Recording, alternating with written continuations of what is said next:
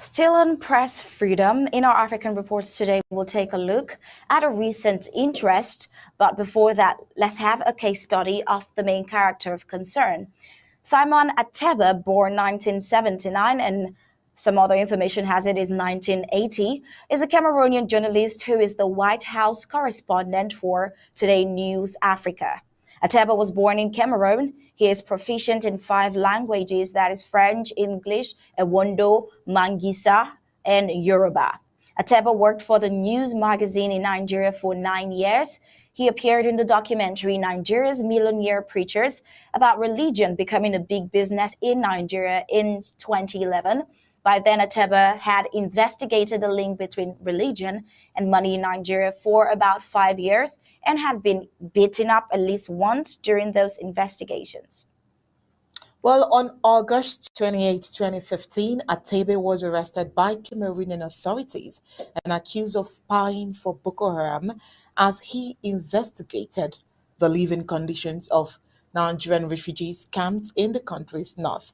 Atebe was based in Lagos, Nigeria, and had traveled to Cameroon after receiving a grant from International Center for Investigative Reporting in Abuja, Nigeria, to investigate the ordeals and suffering of Nigerians who had fled to Cameroon following Boko Haram attacks on their communities.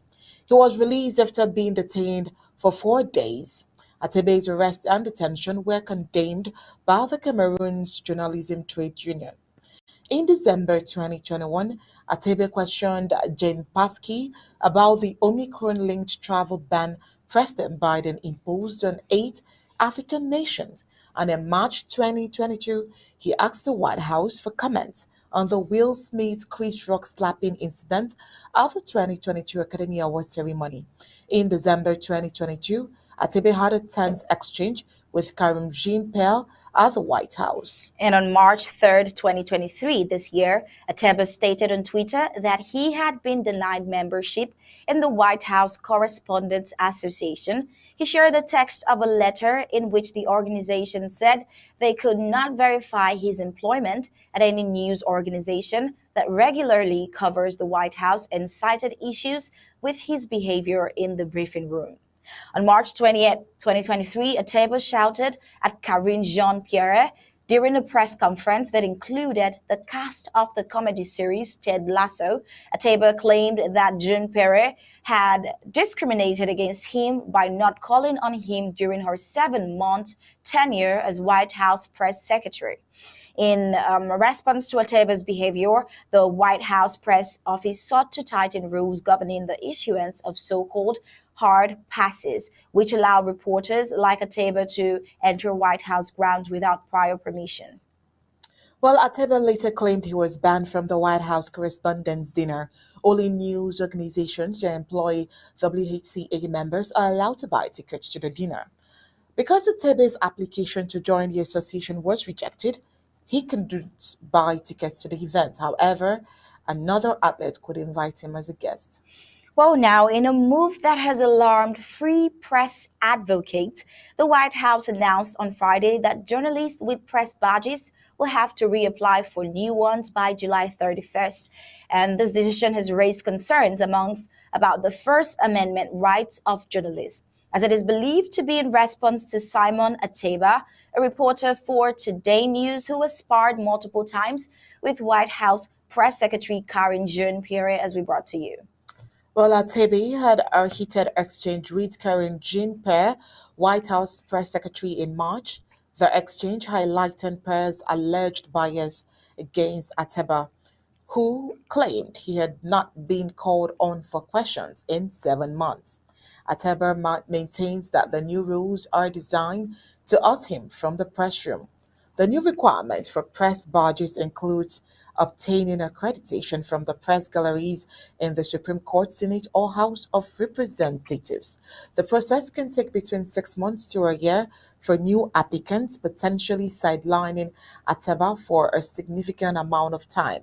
This he told Stella Escobar, OAN News anchor, during an interview yesterday.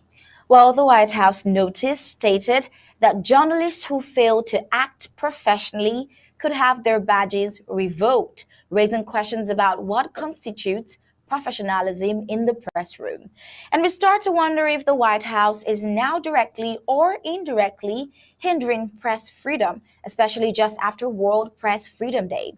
Well, the main problem for him, you'll hear in this interview excerpt with One American News. First of all, thank you for having me. The new rules are there to get rid of me. If you read the New York Post, the Daily Beast, and several other publications, the Biden White House is changing the new rules to get rid of Simon Ateba. It's clear. One of the main things in the new requirement is you need to get accreditation from the press galleries in the Supreme Court, in the Senate, or in the House of Representatives. For a new applicant, it takes usually between 6 months and 1 year. So what it means is, even if I apply today, it's going to be until this time next year before my application can be processed by the people there. And most people there, The Hill and other liberal publications, have written negative stories about me. They don't know anything about me. They don't have more experience. I've done only journalism in my life. I have 2 degrees in journalism. I've been arrested in Cameroon and accused of being a spy for Boko Haram, attacked by pirates on the Gulf of Guinea, kidnapped from a bus. I've done only journalism, written thousands of articles, trained several people, including many people from several universities in the US. I even paid them while training them. And it's unfortunate that our publication Today News Africa, which focuses on strengthening ties and interaction between the US and Africa, is being treated this way by the Biden White House.